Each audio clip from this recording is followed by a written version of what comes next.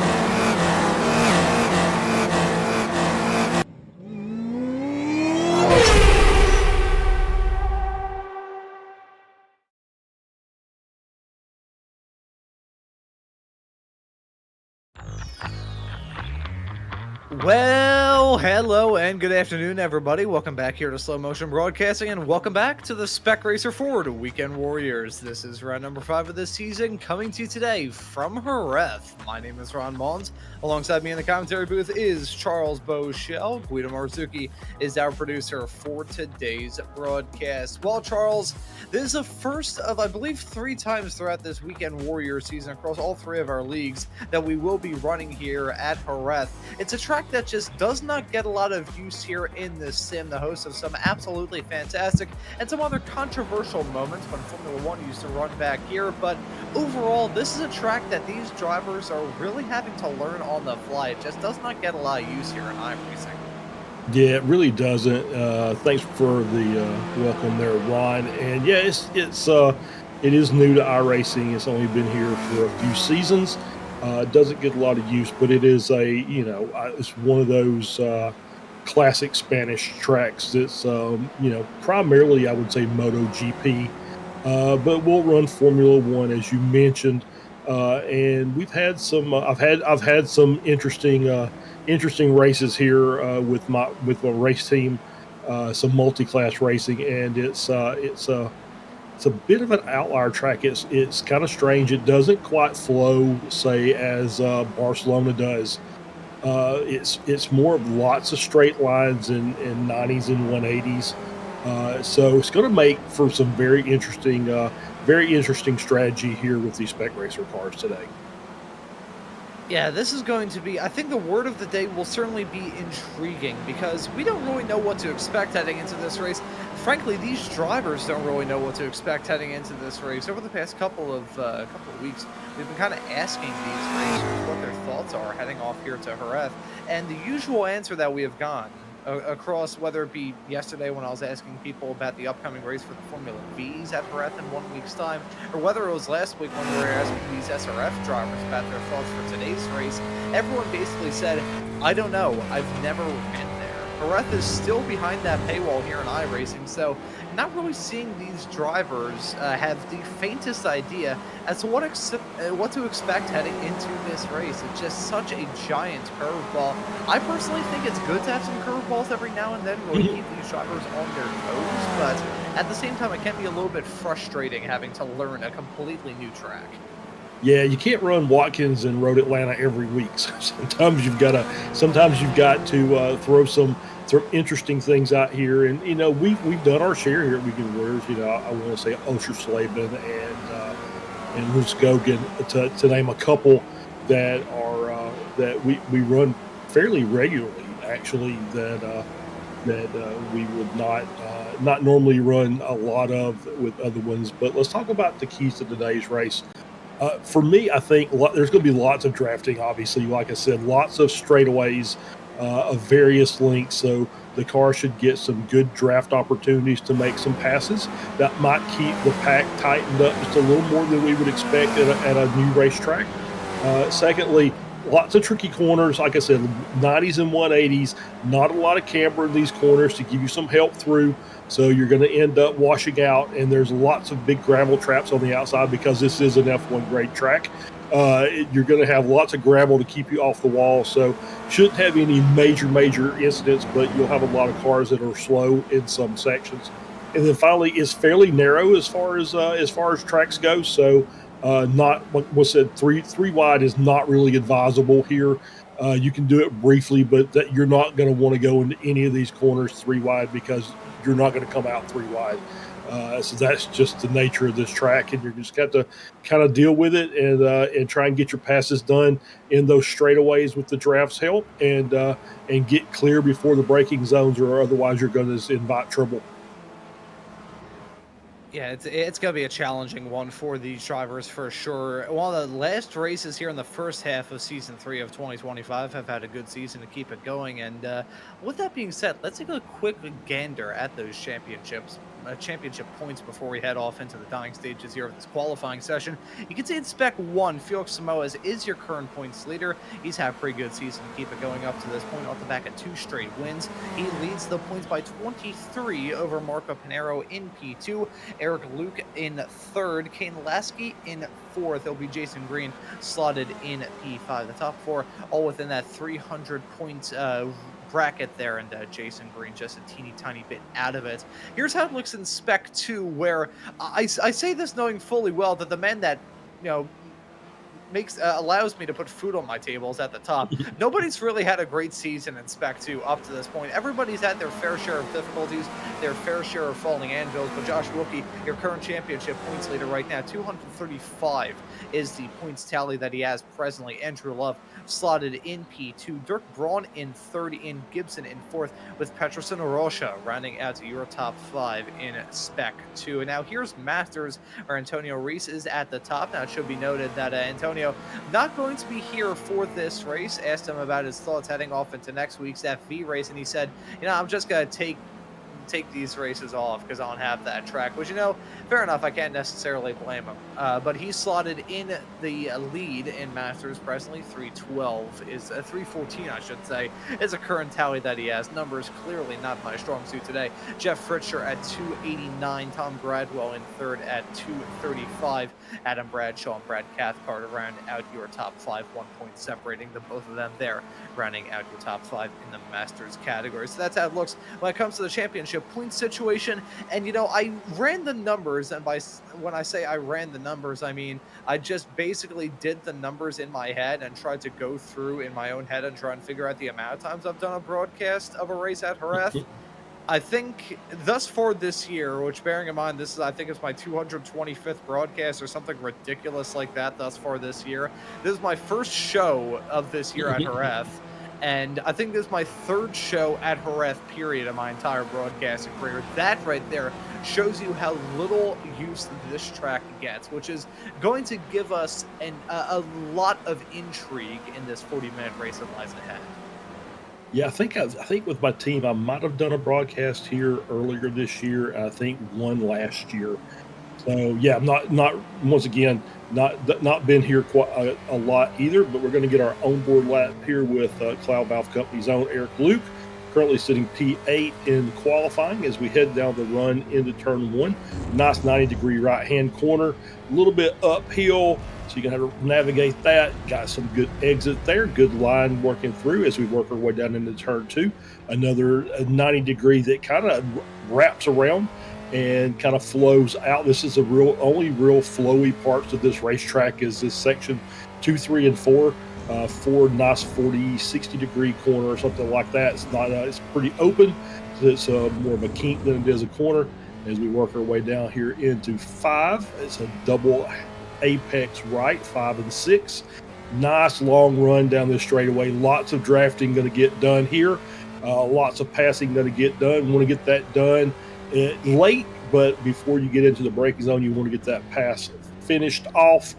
Get through this braking zone here. Very, very tight corner, almost a hairpin as you work our way out. And then we'll get another little section here, a couple open left-hand corners that you can carry a lot of speed through, as you can see on Eric's onboard.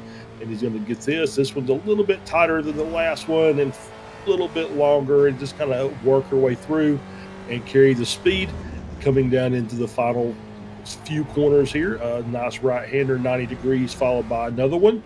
So you'll get these two, and I've lost my corner number, so have no idea, but we're getting there toward the end.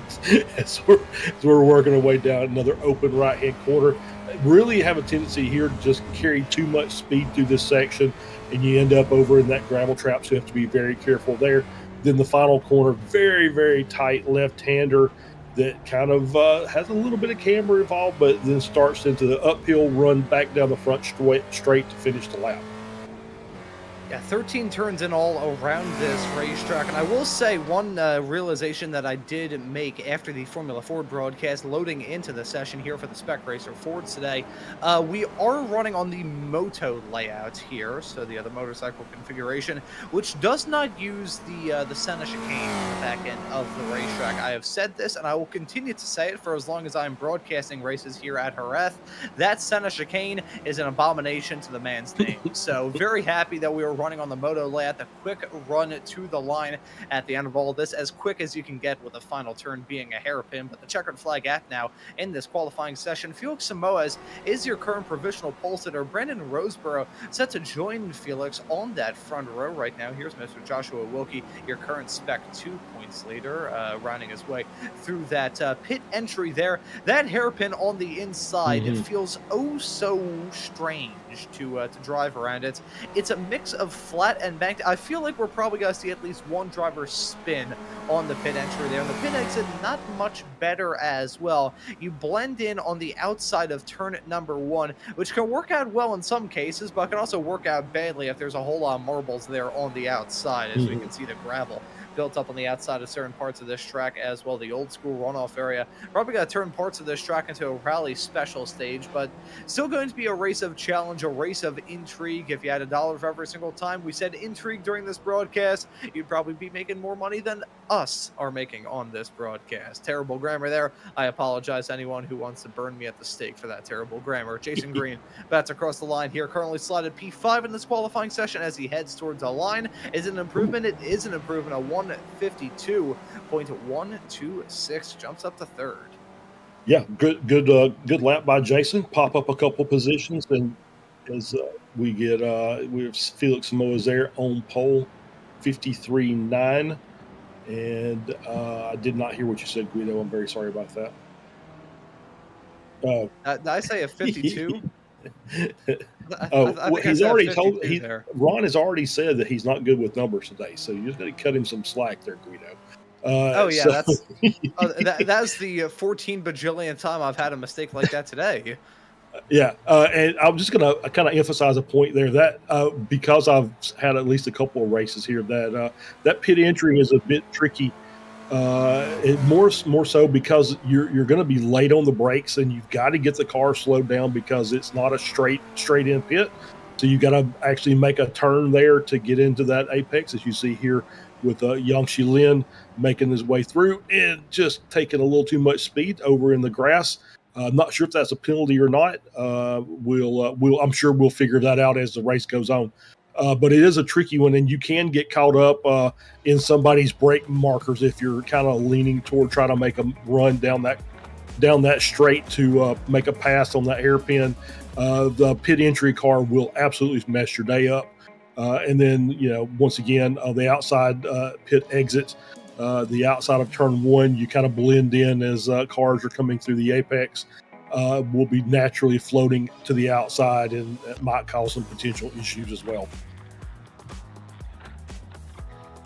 And with all the qualifying shenanigans taken care of and me mixing up 152s and 154s, we'll take a look at the starting grid and let you know that our P11 pole sitter here is the number 13 of Felix Mounz. Yes, that was all intentional. No, I do not regret a single thing. But Felix Mounz is going to be starting this race from the pole at a 1:53.922. Brandon Roseborough in that Hydra Race Geodesic Racing 55 car will join him on the front row. It'll be Jason Green starting in third alongside Kane Lasky in fourth.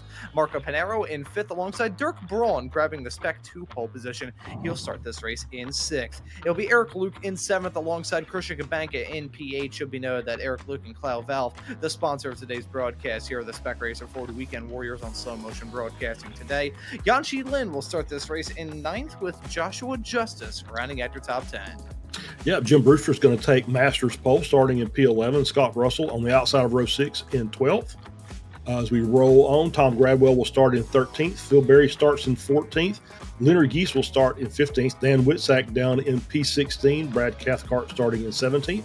Matt Thompson starts in 18th. Josh Wilkie starting in P19. And Kurt Nunez rounds out your top 20. Rolling on, Jeff Jacobson will start in P21. Russ Telker will start in P22. Sean McStay starts in P23. Misnumbered there. He's the 23 car, but he is a Spec 2 racer. 24th will be Paul Jackson. Jason Grider, JG1 starts in P25. Andrea Favini starts in P26. And Mario Krimser will round out your 27 car grid. So that's it. 72 starters for this race coming up here. That is going to be 40 hours long. We're expecting a good one. Oh, that was a very unfortunate voice crack from me. But no, this is going to be a fun one. I'm expecting a race of vast and mass confusion for these racers up and down the starting grid. It's a very odd way to describe it, but I feel like there's a lot of truth said in just. This is a confusing racetrack that takes a little bit of time to get used to. Like I said during the Formula V broadcast yesterday, in fact, that the most amount of running I have done around this track, outside of, I think it was, we'll include the Spec Racer Ford, we'll also include a old GT3, I think it was the old GT3, and actually no, it's a current GT3 Porsche, if my memory serves me correctly. No, I think it was one of the old Legacy cars. Now I'll have to go in, I think it may have been the old Legacy Audi R8 before they put in the Evo 2. That shows you how long it was when I had to do a GT3 broadcast here about 2 years ago at this point. And then the Formula 4. Outside of those three cars, the most amount of running that I have ever done around this track is in a wingless 410 sprint car. Nobody drives this track. I feel like it could probably go well with being part of base content just so it gets a bit more people running on it. What's funny is there's not a lot of people who have run this combination. There's not a lot of people who actually know what this track is. I don't realize the infamous moment with Villeneuve and Schumacher crashing into each other right at the end of the straightaway, mind you, into turn number 6. Not a lot of people realize it was here where that took place. It's a very odd track. It feels like a racing circuit that's in the witness protection program. Yeah, it kind of does. And yeah, you're right. It is as you said, a little used, but I think it's going to make for some pretty good racing.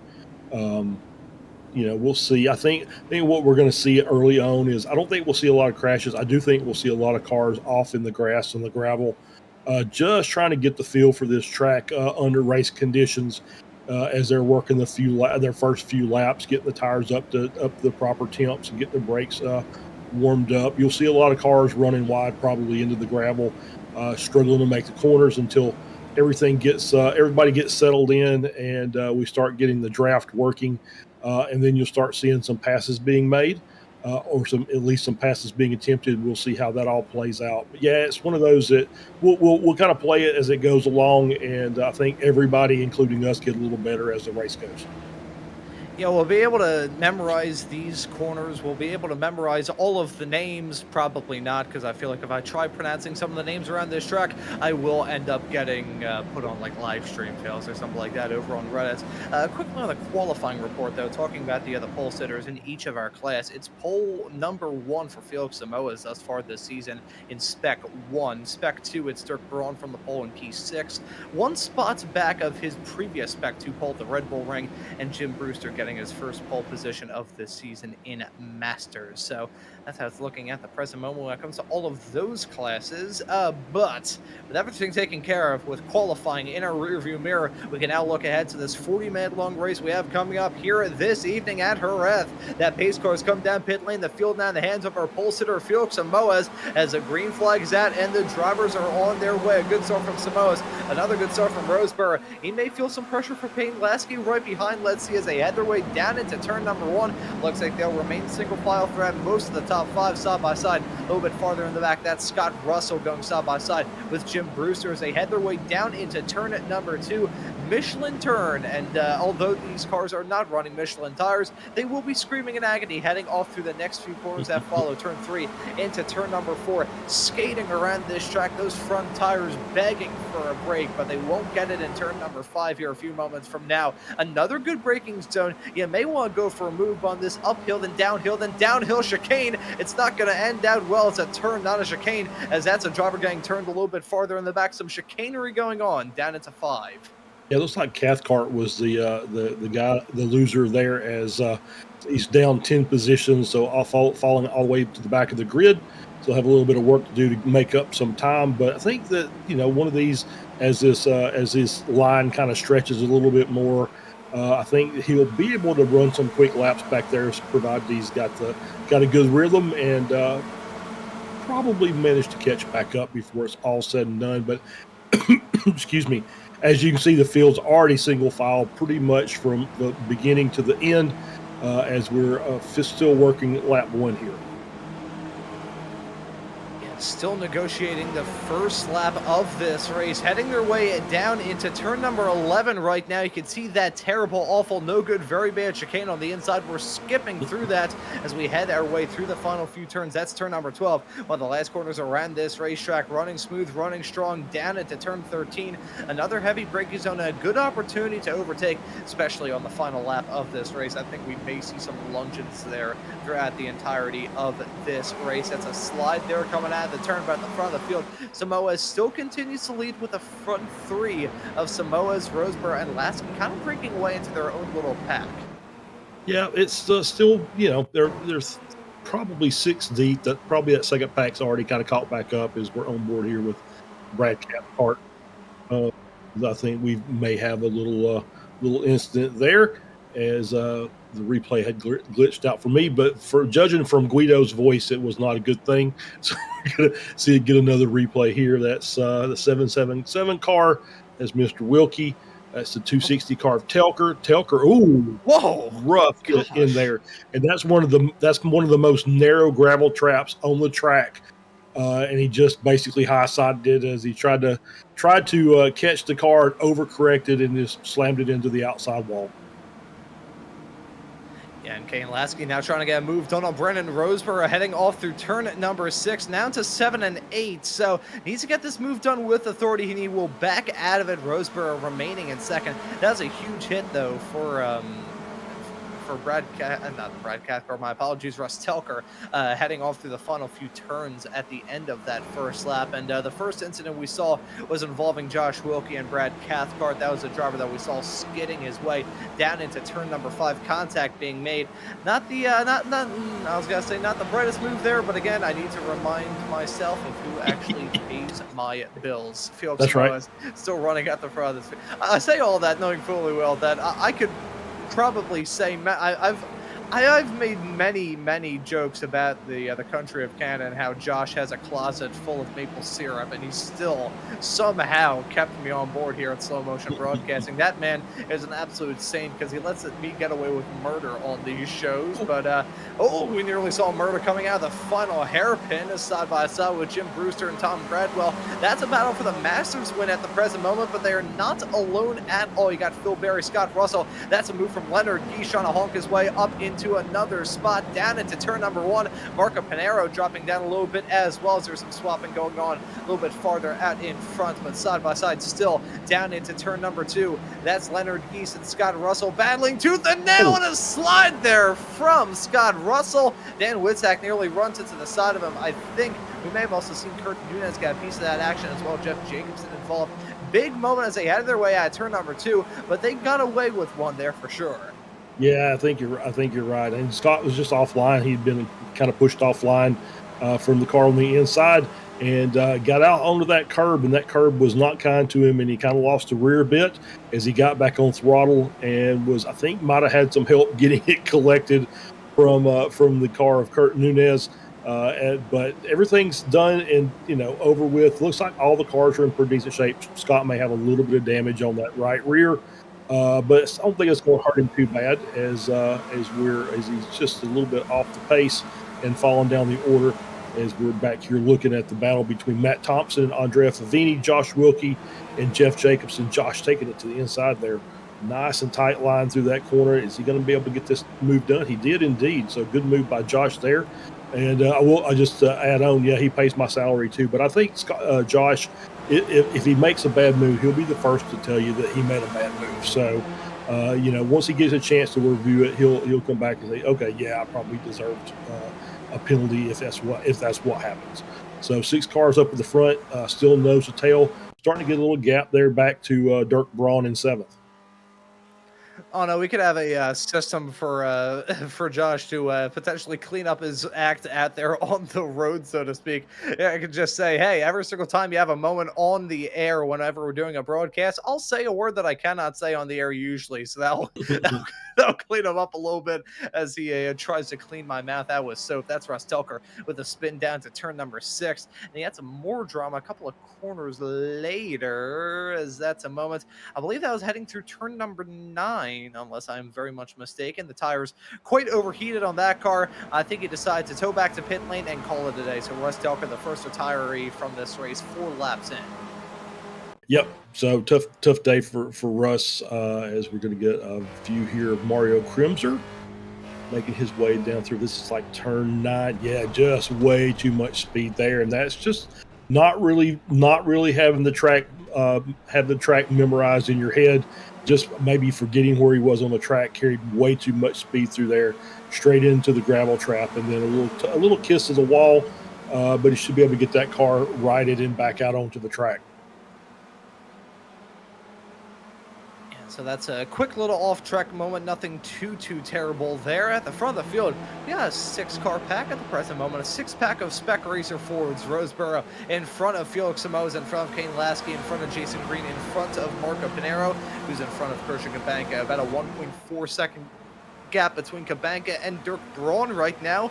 See those 2 drivers there? There we go. There's Dirk Braun leading a train right behind that comprises of himself, Yanchi Lin, Eric Luke, and Josh Justice. Luke, he's put together a rather mixed bag of a season up to this point. Kicked it off in style with a win at Interlagos, but since then he's not had the good luck of the green up to this point. So hopefully we'll be able to see him come back to form here in a couple of weeks' time. But for now, the top 6 comprised of some very different drivers at the front of the field. Some running for one of the first times in this race, trying to get their first win this season, and you got some others looking to return to prominence when it comes to their respective championship battles. Yeah, it's kind of cool to see a geodesic driver out here racing with us. A lot of times we don't get some of the bigger name teams out here. This is more of a privateer type group, people who just really enjoy driving the spec racer cars. So it's kind of cool to see Roseboro out here and leading the race so far. But he's got just a slew of really quick drivers behind him. So if he hasn't scouted the competition yet, he will find out before the end of this race. I promise. And yeah, Eric, obviously he was graduating up to Spec One after winning the Spec Two championship last year. A little bit of a learning curve. Not so much just with his ability, but just obviously the level of competition has just increased substantially from what he was accustomed to last season. So although he had some really good runs, was up in the top five several times last season. Now it's you need to be up there week in and week out to have a chance to compete for the Spec One title. One thing that I've definitely noticed over the past year and some change covering the Weekend Warriors full time is the fact that consistency gets rewarded here in the Spec Racer Fords compared to the other Weekend Warriors leagues. As Dan Witzak, he's had a moment. He's dropped down outside the top 20. Not sure what the deal was for him, but he continues to lose places. Let's take a look at this. He was the one at the epicenter of that drama down into turn number 2 a little bit earlier on and spins his way off through the mid sector. Not entirely sure what corner that is. That may have potentially been either turn number 9 or 10, but loses it coming out of there, spins around, and we'll have to take an extended trip off into the gravel trap. Big moment for him. That's an unfortunate moment to have for sure, but he's still out there on the racetrack, albeit running down in P24 with tires that are either screaming in agony or have been turned into rectangles. Yeah, pretty much. Yeah, it's once again it's tough out there with the new track, and yeah, that's just another one of those no help with any camber on that corner, and just carry too much speed. More turn than the mechanical grip of the tires would compensate for, and so losing the rear, and yeah, overheating the tires now. So he's gonna have to baby it for a few corners to get those tires back down into the proper temperature. So we see Felix Samoa's jumping out into the lead over Roseboro. Lasky still in third. And that front pack of drivers, I think there may have been a moment for Dirk Braun. He's dropped down like a rock. A big moment for you at 1 point Spec 2 leader. We saw some side-by-side racing involving Samoas and Brandon Roseboro, but the drama was going on a little bit farther behind. This was heading down the backstretch off into turn at number 6. Is there Luke on the inside of Braun? Looks like a pretty commanding move there. Justice tries to follow, just not really the opportunity to try and follow in suit. I think that was a little bit ill-advised there, if I'm being completely honest, from Josh, but Dirk Braun going to lose out on all that. Tough break for him, as there's been some more drama going on. I think we could call Guido Nostradamus, as before we cut to that replay, that moment for Braun, we were following Roseboro. Is that a moment heading off through the quick kinks right at the very end of the lap? That's a moment through turn number 12. Actually, no, my apologies. It was coming out of turn number 10 where he lost it. He still did not lose out on the draft, but certainly lost out on some time as a result of all that, as there's been some more drama involving the German of Leonard Geese. Let's see him heading down the backstretch into turn number 6. Oh, watch out, bang! That was Tom Gradwell coming in like a bowling ball. Yep, that was way too fast, and obviously just had to lock the brakes down and started to slide. And at that point, nothing you can do. You're a passenger, and contact made. Obviously, really messed up Leonard Geese there, as that battle is just kind of just all jumbled up at this point now. So we'll have to shake them all out and see who comes out of that and can make a run to make some spots back up, as Geese, Wilkie, and Gradwell all kind of involved in that. Favini up 10 spots already. He's in front of that group running in P16, so having a good run so far. I think Eric Luke has had a moment as well in the 79 car. Let's take a look at this. Oh, it's a dive on Yanxi Lin. That had to have been some sort of hardware failure. He went in, going in like a bat out of hell. Super quick there, and way too quick down into turn number 6. That could be two things. It could be a hardware failure. I mean, he's still running out there on the racetrack and hasn't lost out on too much horrendously horrific time loss. So I wonder if he just didn't really realize that it was turn number 6 there. Because, I mean, around a new track, there are some Yeah, instances where someone does not expect the turn coming up to be the one that it actually is.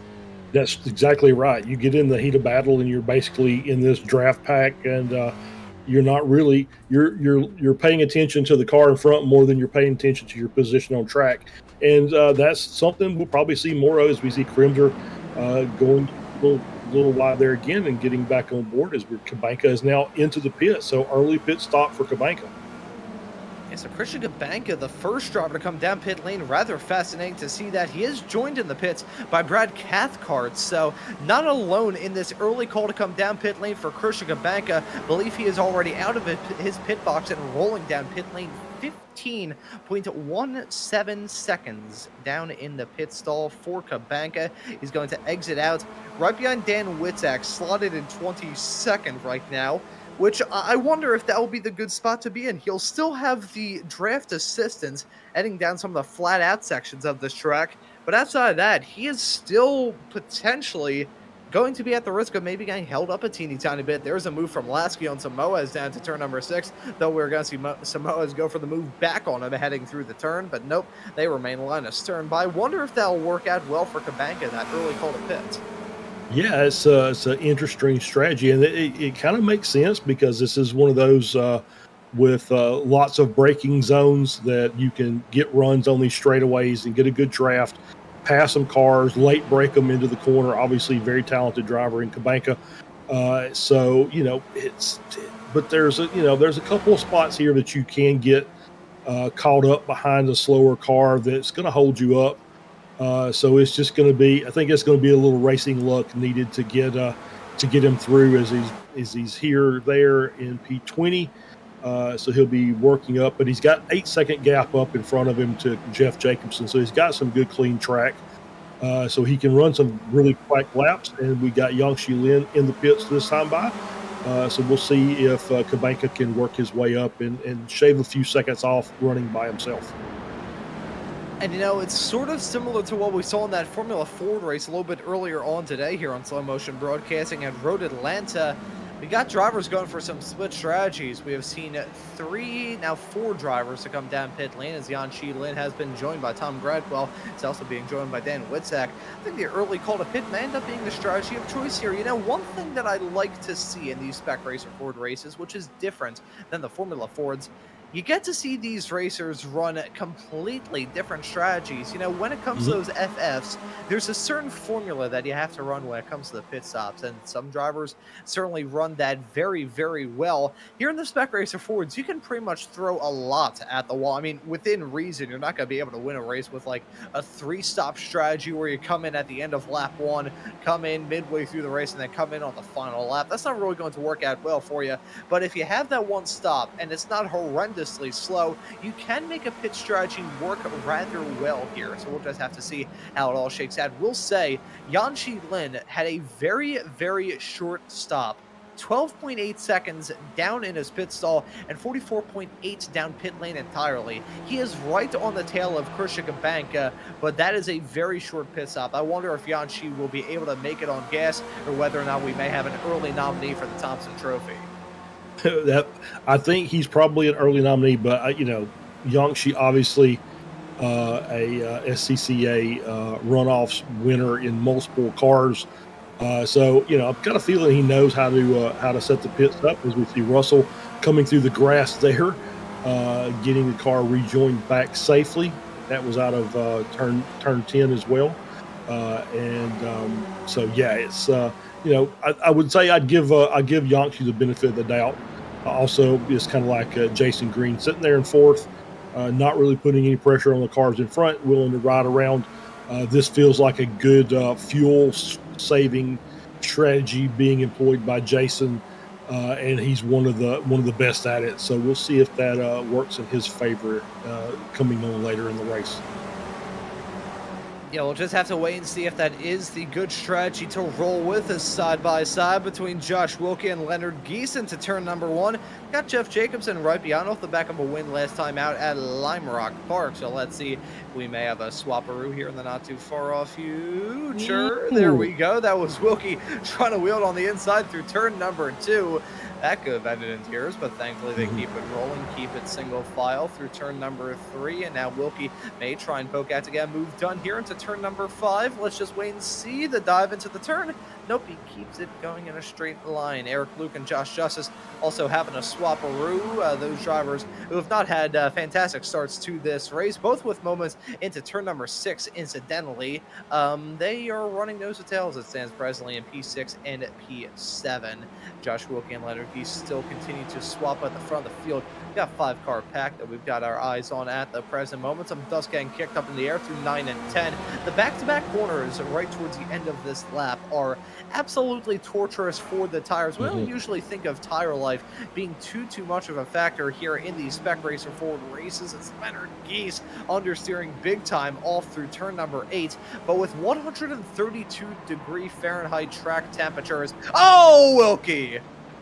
Yeah, and Geese almost followed him out there as Wilkie just carries a little too much speed, and he's lost it. He's in the wall. Oh, tough race for Josh there. You could just see the car come around as he was coming out of that final corner, just getting on the curb, trying to get back on the throttle and just losing the rear of the car. It was a really good battle between him and ooh, there we go. There was the first incident. Tires are now scorching hot as he tries to get back on, gets through the gravel, brings some more gravel on. Oh, he did. I don't even think he caught the curb. I just think that the tires were so hot as he was rejoining the track that he just didn't have any mechanical grip left, and into the wall he went.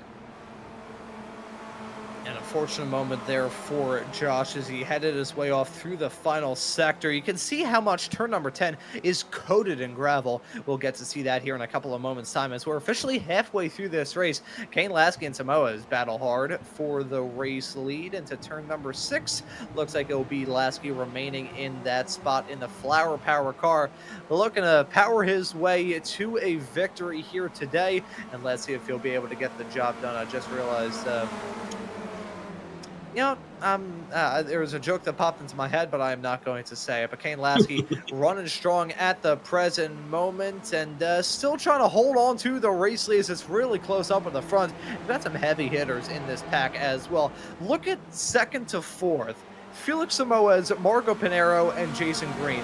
Now, Jason Green, he hasn't won a championship in the past couple of seasons here in the Spec Racer Forward Weekend Warriors, but he's gotten countless championships in the Spec Racer Forward official series here on iRacing, as also the team captain of Slow Motion Racing. He's involved in that pack as here comes the pit stop for Samoas and Brandon Roseberry. You can see them entering pit lane right now as a duo, right at the halfway mark, essentially, about a minute afterwards. So it's now 3 cars involved in their own pack at the front, with 2 of them breaking away. Yep, and we're going to see in real time how Kabanka and Yangshi actually made the move around Kabanka to take that position. They're up to P17 and 18. They've made about 3 seconds on Jacobson, who is now coming into the pits. So we're going to see where where those 2 guys are in relationship to Lynn and Kabanka as they're on their way out of pit exit now. And we'll kind of see if we can get a real-time gap here, coming down under 5. It's like 4.5 seconds between Roseboro and Lynn.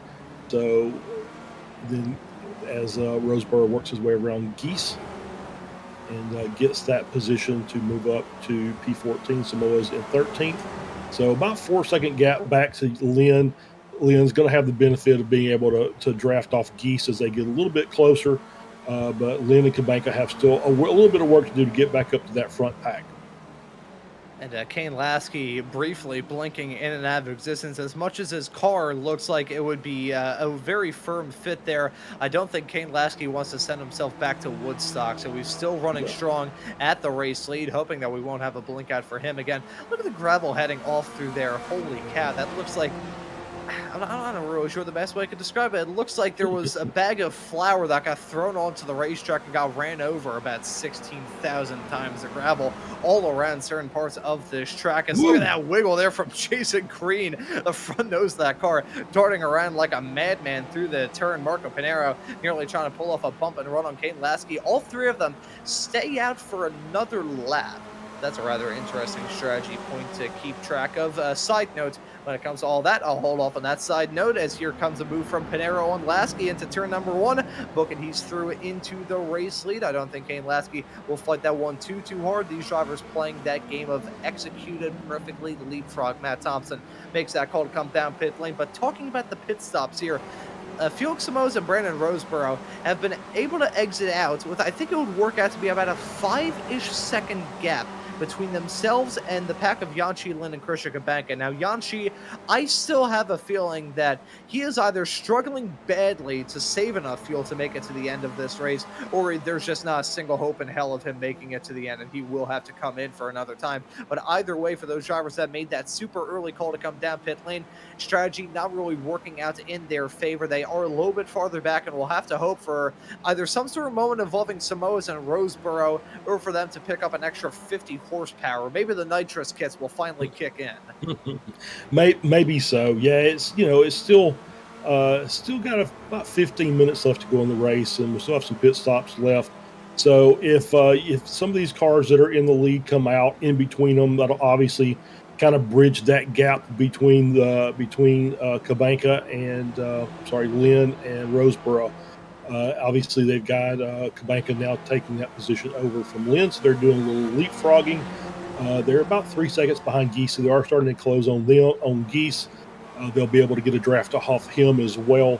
So it depends on really depends on Samoa's and Roseborough on how much they want to fight. As Pinero now coming into the pits, that leaves Lasky and Green back out front. So only now 2 cars in that front pack. We still have about 11 cars that have yet to pit, so we've still got a few cars left to come in, and we'll see how it all shakes out, because like I said, obviously it just takes a couple of cars in between them to help bridge that gap, using the draft, and they'll all be back together, and we'll have a nice 5 or 6 car battle for the win here at the end of the race. Hey, as my middle school guidance counselor used to say, teamwork can make the dream work. I don't think the tires on Jason Grider's car are necessarily working together as a team, as he just spun out coming out of turn number 2. I can see him stop there on the outside of turn number 3. I'll actually kind of load up a replay to see some of the drama that was going on there. That was, here we go. There's Grider coming out of the turn, and let's just wait and see what this was here. That's down to turn number 2. You can see running strong, running smooth, hits the curb, gets a wiggle on, and kept it out of the barrier, and only briefly ran off through the kitty litter. Yep. Yeah, caught the car, and since I'm using some bad grammar as well, but able to catch the car and return back to the racing surface without clobbering the wall. So good job there by Grider to continue on. Obviously, far back in the back, so not in contention for a class win today, but still out there running laps and hoping that he can pick up a few positions before the end of the race. See, I was going to make a joke saying that we swapped out the catnip here in the commentary booth for some kitty litter out there on the racetrack, but I say that knowing fully well that Adam's probably going to pop into the commentary booth and meow here in a couple of moments' time. That's Jason Green with very interesting pit lane entry. I could see the smoke and him running off into the dirt there as well. Hopefully that isn't an unsafe pit entry for him. I think I'll have to look through to try and see what some of the rules are for the other pit entries here. As it stands currently, we have got a situation where he's still running strong, and Kane Lasky is running alone. Right now, he is very sad at the front of this field as Jason Green, Eric Luke, Josh Justice, Jim Brewster, pretty much everybody making the call to come down pit lane right now. And I'm looking through. I don't believe there's any sort of stated rules. Oh, boy, I'm not sure what happened to my voice there. No stated rules in terms of that, but I think Jason Green is having a long pit stop anyways, so penalty or not, it's going to come out badly for Jason. Well, I'm watching it, and it's we're gonna see that we get that 25-second added time or 40-second added time on for unsafe pit entry. We'll know it here in about Oh, 15 seconds or so as we got the battle there with Panero coming through oh, on Russell as they're passing a lap oh. down car, and it's three wide through some of these. Got to be careful there as Roseboro makes it through, Samoa's makes it through. And you've got Favini there in tow as well. But everybody getting through there as well. And looks like Jason is finally done. Yep, 56 seconds, so 40-second penalty for unsafe pit entry. And so it's going to be battle done for Jason. Unfortunate for him, he's going to drop down the order. Hopefully, he can pick up a few positions and just collect points at this stage of the race today. It's about the best he's going to be able to do, unfortunately. And also seeing a penalty for Dan Witzak come across our wire as well. So things going from bad to worse for him as we take a look at a moment involving Jason Grider in the 552. Let's see as he heads his way down into turn number 9. A little slide, a little drift, a little spin for him. Smoke goes up in the air. His tires are very sad as a result of all of that. Getting some donut practice in as he heads his way off through there. Kane Lasky now making that call to come down pit lane with 11 minutes left to go on the clock. Trying to hit his marks as best as he can in that 09 car. We jump back to Marco Panero, 0.3 of a mile, 0.2 of a mile back. Now, heading his way onto that start-finish straightaway, Scott Russell and Andre Favini come down pit lane as well. Here comes Panero and Lasky. He's trundling his way down pit lane still. Let's see how it'll work out. There's Lasky, there's Panero, there's the lead for Panero. This will be P4 for Lasky as he heads his way back onto the racetrack. Things working out terribly for Christian Kabanka and Yanshi Lin, even with a personal best lap of the race last time by for Lin, not able to close up that gap at all. They would have to work together tremendously between now and the end of this race to try and have a vain attempt to close up that 6-second gap between himself and Kane Lasky in P4, and hope that these drivers try and squabble up a little bit and start throwing haymakers at each other. Otherwise, I think it will be at the very most a 4-horse race at the end. I think you're right. I think that's going to be like you said. I think the key for Kabanka and Lynn is going to be these guys up front battling and swapping positions, driving side by side through corners. As they're coming up, I did see Jason Grider in front, so he'll be coming up to lap him. I'm sure Jason will just stay out of the way. But yeah, that's their only hope to get back up there. Is they're going to need some fighting amongst these four in the final 10 minutes of the race here. But first things first, let's get them all back together on the track as we see Samoas and Roseboro starting to close the gap down. Half second up to Panero. Lasky 1.3 back. He's just at the edge there, so he's got to be very careful. He's going to get pushed out of that draft zone, and it will be just almost impossible for him to get back in there. As we see Jason Green and his run into pit lane, the doomed run into pit lane that really all got screwed up as a result of a squirrely entry into pit lane. There you can see off the grass. Yeah, that is absolutely going to be a penalty, and that was a penalty for Jason Green. I think he knew it right off the bat. That pit entry, super tough. I mentioned the turn heading into the pits being the problem. It's not even that. It's the entry. You mentioned this earlier on in the show, Charles, talking about how tight of a track this is. That pit entry, it feels like you're running down an alleyway in the middle of a medieval town. It is so narrow through there. Yeah, absolutely. It is very, very tight, even more so than the track itself. Is that entry is very tight, and it's a kind of a weird angle. You got to get the car slowed down at the right time. Obviously, if you've got cars around you, that's going to make things a little trickier. But as you saw, just carry too much speed over the white line with two tires into the grass, and that will be the penalty. As we're on board here with P5 and 6, this is Kabanka and Lynn. It looks like that's going to be their battle for the rest of the race. I'm sure that Lynn will do his best. My guess is they'll probably be doing a little bit of bump drafting coming down the straightaway, trying to get as much pace as they can. But it looks like Lynn's just going to take the position, and they'll do the leapfrog action. I think maybe bump drafting is probably the better strategy there. But I can see with about 7.5 minutes left, we're just going to try and get that spot if we can get it. Obviously, unless something happens, Kubanka, he'll have an opportunity to take it back over before the end of the race is here. And that end of the race is coming up in the not too far off future now. 7 minutes and 10 seconds left to go on the clock here of this 40-minute long race. Marco Pinheiro still leads over Samoas in front of Brandon Roseborough. Kane Lasky losing out on a little bit of time with a slow lap last time by. So I think there may have been some extracurricular drama involving him as we take a look to see Dirk Braun. There we go. That's a moment for Dirk Braun. That actually is a pass for the lead, I believe, in Spec 2. Getting that moved on to jump his way up into P9. The driver he was side-by-side with was Phil Berry in the Cookie Monster car. So unfortunately for Braun, fortunately for Braun, unfortunately for Berry, a crumb getting bit out of the driver of the Triple 8 car. Yeah, absolutely. So good pass by Braun to take over the Spec 2 lead again, as we're still up here with the lead group as they're coming up on another that's McStay, who will be coming up to lap. So they've got past Grider already, and so now McStay is the next car to go a lap down, as the front runners are setting a pretty hard pace up there.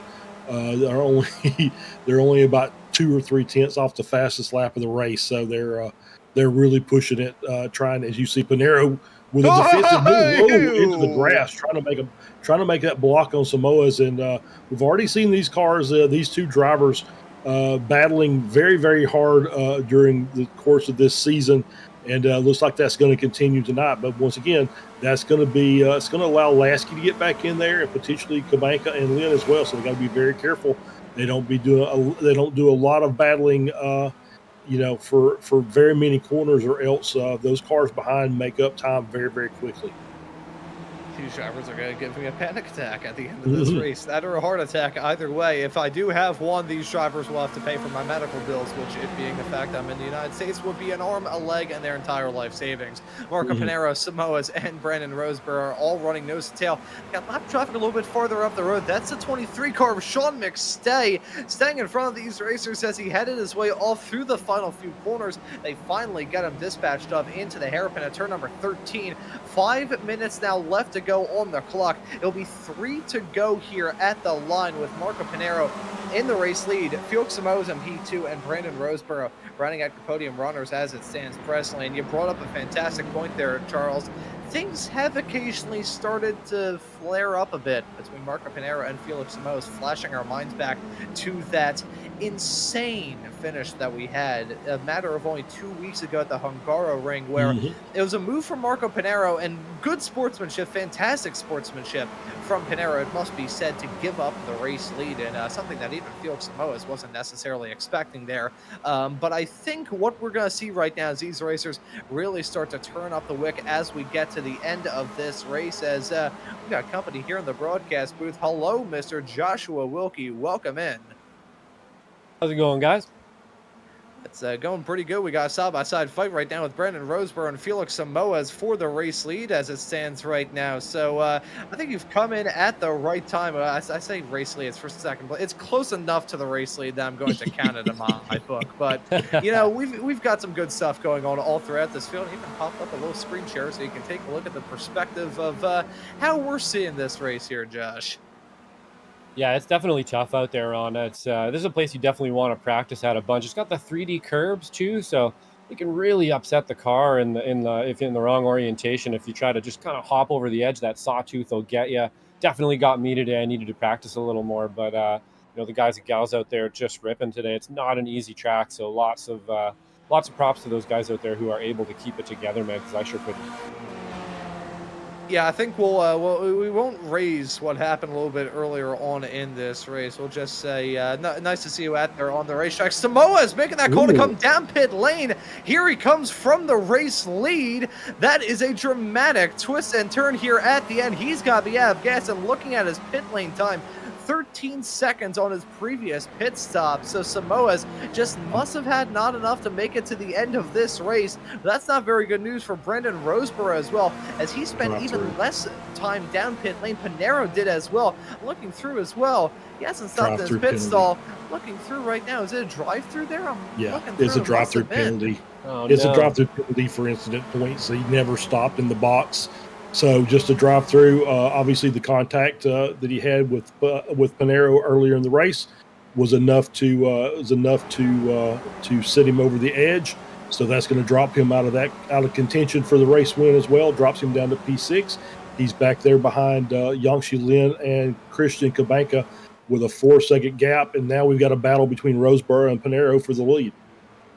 Oh boy, that could have ended in tears as they had their way down into the turn. Pinero and Roseboro giving us a good battle to talk about at the end of this race. It's fantastic to see, and it's also slightly unnerving to see these racers go side by side through every single part of this racetrack that they are. And they're coming to the white this time by as well. So getting into crunch time for this race for sure. Pinero still in front of Roseboro, at least for now, as they head their way down into turn number 9 for the final time. Josh, I feel bad asking this, but turn 10, the turn we just saw him go through, rather challenging bend to nail down. Yeah, absolutely. There's a couple like that out here. It's just for some reason the track limits just seem to creep up on you around here. You have to get your line so precise, and if you miss 1 or 2, you just miss 3 or 4 in a row. And we're seeing some pretty good precision out of the guys in the front here, able to hit those lines over and over again. It's a very tough track out here for sure. It feels like it's probably meant for motorcycles or something like that, but a lot of fun on 4 wheels as well. I'm going to have to do some practice around here for sure. I will say we are running on the Moto layout here today, so there may be a little bit of truth set in just, but the white flag in the air, one more lap of racing action here at Jerez. And Charles, this is going to be a brilliant fight right to the line. Yeah, absolutely. It's going to be it's going to come down to late braking and just trying to be defensive, from the lead for Pinero, which obviously very, very good at it. Great driver.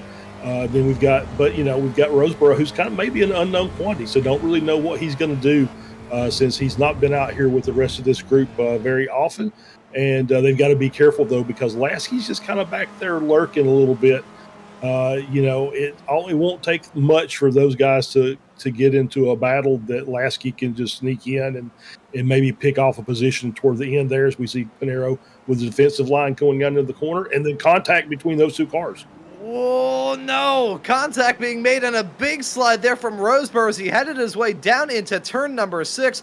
Close quarter stuff as they had their way off through there. Yanchi Lin and Christian Kabanka had their own battle going on. Oh, look at that! Another sideways snap from Kabanka as he heads his way through turn number 6. But Marco Pinero jumps that into the race lead at 0.6 of a second. The gap between them. They had their way down into turn number 9 for the final time here in this race. Pinero looking to try and get another win from this season, but it will be tough. If Roseboro gets a good exit here, he may have a chance down into turn number 13. Just a chance, but a chance is all you need to do well in a race like this. But Pinero leads him through turn number 11 through 12 into 13 here in a couple of moments' time. Pinero has been a great race for him. He's been up at the front throughout a decent chunk of it. Slowing down a little bit, though, hopefully to pick up a slowdown as he headed his way out of turn number 12. Nope, he's still at form. He's still at pace at the end of this race. Marco Pinero is going to, well, no, he may have a finish. No, there we go. Pinero wins it just barely over Brandon Roseboro, and that right there is why you don't speak too soon. That nearly was a win for Roseboro right at the end of it. That or Marco Pinero just wants to give me a damn heart attack here in the booth. Yeah, we're getting here Dirk Braun and Philip Berry. This is the final battle. This is for Spec 2, for the Spec 2 class win. It looks like it's going to be Braun unless he coughs a little bit. Nope, I think he's going to have it. And, yeah, it will be Braun taking the Spec 2 victory over Phil Berry. And we got a few seconds left to go here as we've got a few more cars. And it looks like Nunez is in front of Brewster there, and that's going to be your Masters class win for Kurt Nunez. So well done by both those guys. They had a nice little battle there in the final couple of laps. What a race here today at Jerez. That battle right at the end. I was thinking, as we saw Marco Pinero slow there, I was thinking, like, okay, is it fuel? Did he pick up a slowdown there? What sort of drama were we getting? He was able to hold on to it, but 0.3 of a second at the end. And look at Kane Lasky. He was right behind those racers. So even though we had a vast yawning chasm as the gap right towards the end of it, Lasky ends up walking away with P3, only about a half a second off of Brendan Roseboro. Some brilliant stuff stuff at the end of this race. We follow Tom Gradwell as he heads his way through the final turn, had that round of bowling into turn number 6. He'll be finishing this race in 21st at the end of it all. A race that we certainly expected some challenge for these drivers. And Josh, I feel like you can attest to this, having been out there on the racetrack, as we can see the sad shell of your car there on pit lane. Very challenging racetrack, this. Yeah, definitely it is. I didn't get enough practice out there either. I think there was probably a few others as well, as a little frenetic out there trying to find lines and stuff. But good race nonetheless. Really cool track, and great job for the show today, guys. But I'll probably see myself out here, and you can take a look at the crashes and our winners. So have a good one, boys. All right. Thanks, you have Josh. a good one, Josh. Take it easy. Have a good one. Oh no! Oh man, we are seeing these drivers whale it into the runoff. I believe it's in turn number 6. Oh goodness gracious! Who was that coming in for the kill? I think that was Dirk Braun. Jason Green's car. It looks like a man. It just looks like a crumpled up soda can. It's so destroyed. It looks like me 3 hours into a model. Is what it looks like. Oh, we got Scott Russell and Jason Green merged within each other. Oh, there we go. Okay. I was just going to note that I think we saw Brad Cathcart and Jeff Jacobson merged within each other as well. I also don't know what it is with the tire barriers here. I feel like they've been flipping these drivers like it's been going out of style. I'm not really sure what to say, so I think I'll swiftly and abruptly move on and have a look at the results at the end of this race, round number 5 of this season, and it's won by Marco Panero. Marco Panero, the Italian, in the number 16 car. Marco Panero, I guess, is his long-lost relative. But Marco Panero wins this race. That is win number 2 for him thus far this championship. Doing well on the F1 tracks that were featured on the schedule back in the 1990s, as he won at the Red Bull Ring a little bit earlier on this season. So it's win number 2 for him, and from Brandon Roseborough in second. Kane Lasky rounds out your podium in third. It'll be Yanchi Lin finishing in fourth, and from Christian Kabanka in fifth.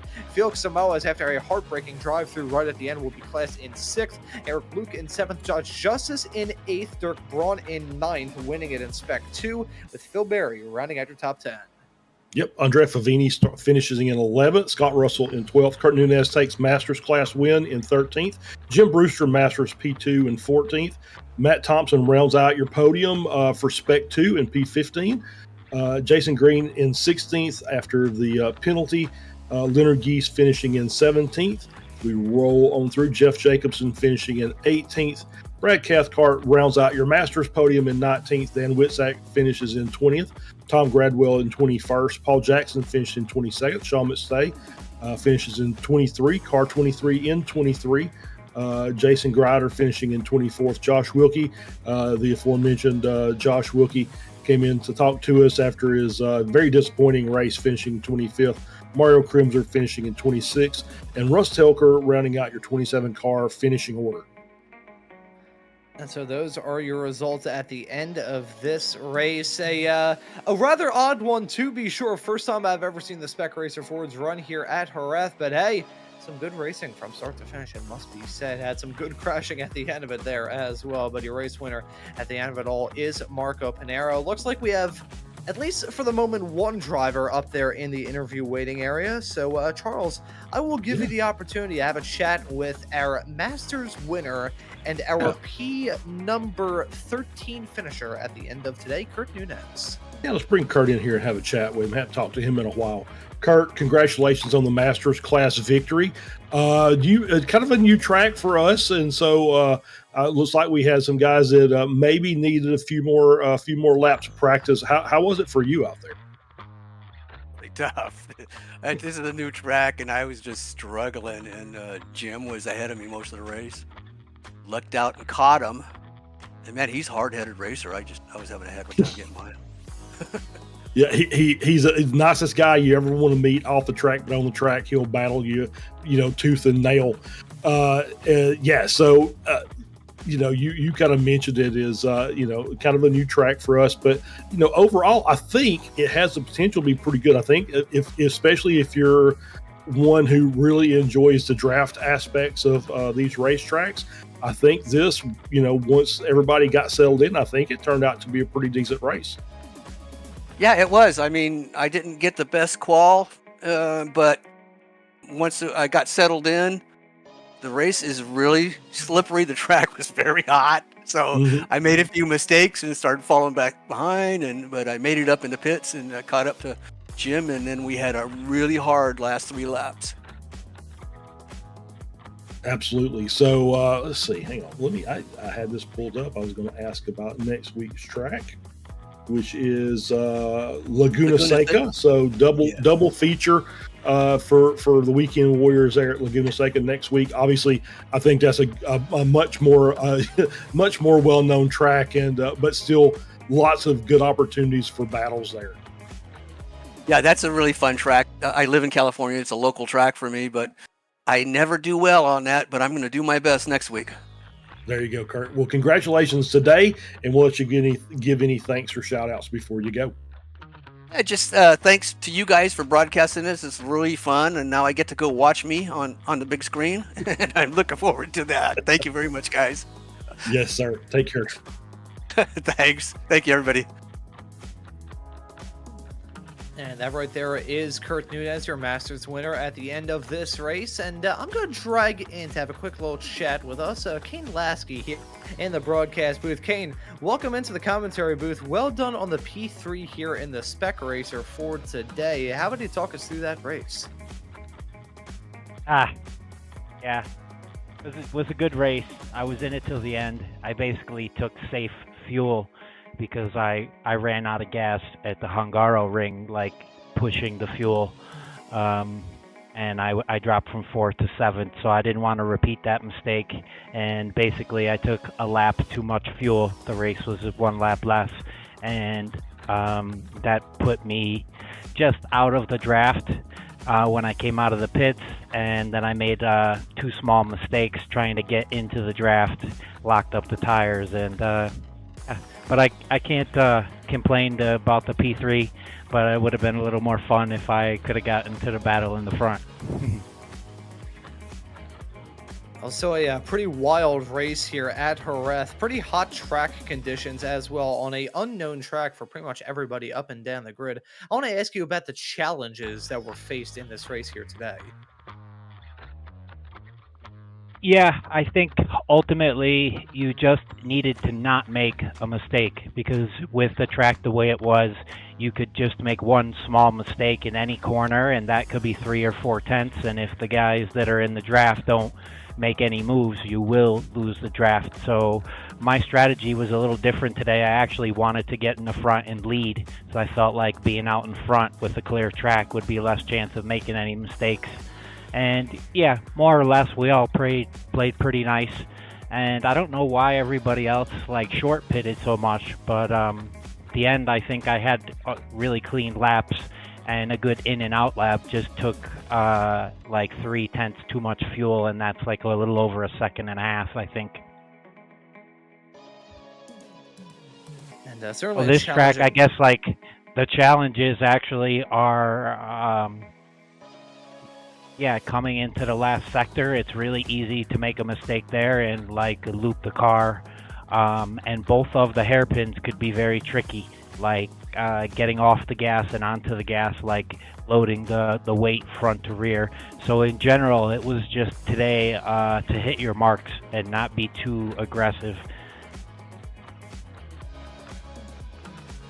Still a fun one, though, at least from our perspective here in the broadcast booth. But looking ahead to the next round of this championship, going to be running at Laguna Seca next weekend.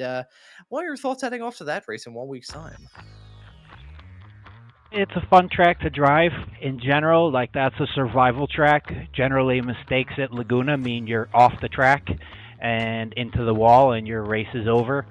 So it's a track to be a little bit more tidy and a little more conservative. And then really looking forward to Sebring. I don't think I've ever raced Sebring in these cars, but that should be an absolute blast of a track to race. So yeah, I scored points on everybody but Marco today, so that's tightened me up in the championship. And yeah, having a really good time and looking forward to staying on the box and keeping the momentum that I have going this season. And also looking forward to seeing you here on the broadcast this upcoming Wednesday here on Slow Motion Broadcasting for round number 5 of the Sim Racers Group F3 series at Portimao. That'll be a fun race with you and Charles on the call for that. So nice to see you here on Slow Motion Broadcasting, man. Nice to see this company grow over the past year, ever since I got started here when the Weekend Warriors made their departure from the other broadcaster that we will not mention by name. But Kane, well, I'll let you give any thanks or shout outs before we let you go and celebrate this result here today. Thanks to you guys for the broadcast, and looking forward to being in the booth with you next week. Thanks to Stevie and all the admins putting in the work for the league, and thanks for all the guys showing up this week. It was a lot busier on track than the officials. I didn't even get a chance to get an official race in yet this week, but yeah, today was a good event, and see you guys next week. See you as well. Thank you for joining us here, Kane, and congratulations on the podium. Oh, guys, thanks again.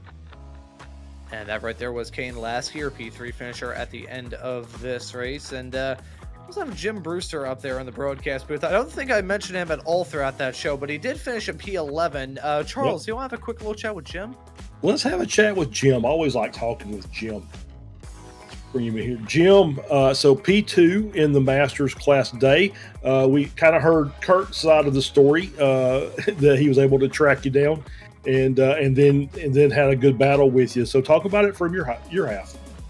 Well, I actually qualified ahead of all these other fast masters, and Tom, is a very scary one. And then he had a couple incidents, and then I just was talking to Kurt, and I took sounds like maybe 0.8 of a gallon more than he did in the pits. So that's when he got within sight.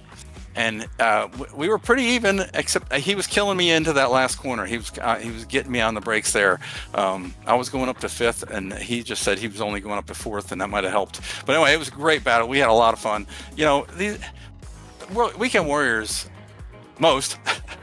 There are a couple that I don't want to race with side by side, but most of these guys, you can just go hammer and tongs, and it's just such a nice environment. So anyway, the whole reason I'm here and the reason I did my homework this week is we're racing V's here next week, and I really want to do my homework. So I did I did more surf practice than I ever did, and I actually skipped the Formula Ford race. So that's why I actually looked respectable today, unlike I normally look in a surf. Well, you did a great job, Jim, and we always enjoy having you on track. So what did you think about the track overall? Obviously, I think the temps were really high, which probably didn't help matters anything, but I think this has a potential to be a pretty decent track once everybody kind of gets a feel for how to drive it. No, I love it when it's hot and slippery. I mean, to me, it just makes you concentrate more. No, this is a great MotoGP track, and we ran the Moto version. The Formula One runs a really stupid little chicane that would interrupt those two really fast dog legs. So I think the Moto is definitely the way to go. I was glad Surf picked it. The only reason I picked it for V's is because of Surf. I wouldn't put a new track on V's on us. Hey, September, a certain sister of mine is coming up from Argentina, so I'll be getting a hold of you with the schedule, and if you're interested in having her in the booth again. Oh, sweet. That'll be great. We'd love to have Tam around for sure. Yeah, in September. The queen of the chat will be here, and we'll put her on Discord. That works. Jim, we'll let you give any thanks or shout outs and let you go celebrate your P2 and then get some more prep for Formula V's next week. Really good to talk to you, Charles. Anyway, thanks everybody. Thanks, Tam. It was a good week, and everybody, come play with us on Friday nights at Formula V's. Even if you don't want to race us on Saturday, come play Friday night draft parties. This is as much fun as you can have with your shoes on. There you go. Thank you, Jim. Appreciate it. And that right there was Jim Brewster. That's a pretty good advertisement for those Friday night draft parties for the FEs. Unfortunately, with my ridiculous broadcasting schedule, I haven't been able to participate in one of those since I think round number 1 of this season, if not a little bit earlier on than that. But thankfully, I think my next Friday night off will be in a couple of weeks in the middle of August. So I may end up finally making my return to the racetrack so I can embarrass myself in some Formula Vs. Thankfully, that isn't broadcasted, so I won't make myself out to be a total ass in front of everybody here on Slow Motion Broadcasting. I mainly just do that as a commentator. But Charles, what a fantastic race here today, and doubleheader with Laguna Seca next week. The FFs and the Spec Racer Fords running there. That's going to be some fun. Yeah, I do like a good doubleheader weekend, and Laguna Seca is an amazing track, and it doesn't matter which car we're in; it's always going to be a good fight. We've had some really great racing at Laguna, so I'm really looking forward to next week. And just plenty of actions to look forward to here on Slow Motion Broadcasting week in and week out. Looking ahead to the schedule that we've got up and rolling here. Of course, you can catch the Weekend Warriors action on Saturdays and Sundays here on Slow Motion Broadcasting. Eastern times listed on that graphic that we showed there.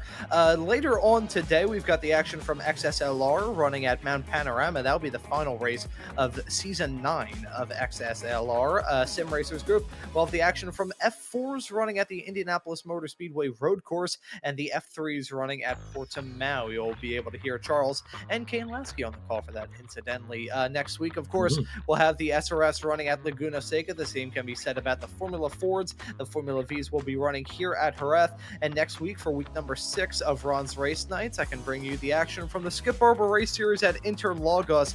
Last night, we had a pretty fun race running Ringmeister at with the Super Formula Lights cars. That was super fun there, and had some pretty nice moments throughout that all as well. So that gives you a very good reason to subscribe and hit that notification bell so you never miss out on any of the racing action here on Slow Motion Broadcasting.